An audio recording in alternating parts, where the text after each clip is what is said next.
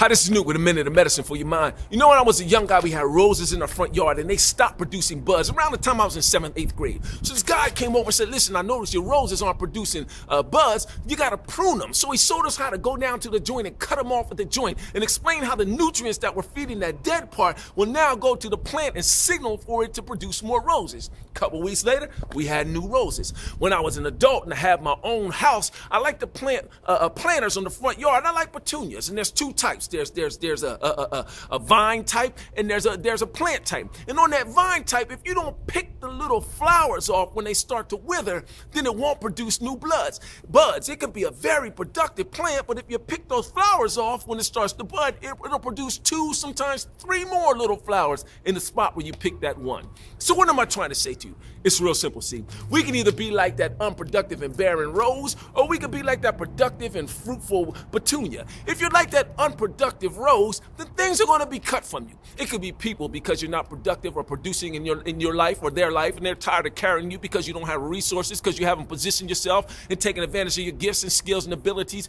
to reproduce resources in your life. Or you could be like that fruitful petunia, where you're producing wonderful fruit, but people are going to pull and tug and cut at your fruit because that fruit doesn't just produce for you and maintain for you, but it produces and maintains for everyone that comes in contact with you. Your fruit is needed. You see, it's like this. You could be unproductive and get cut.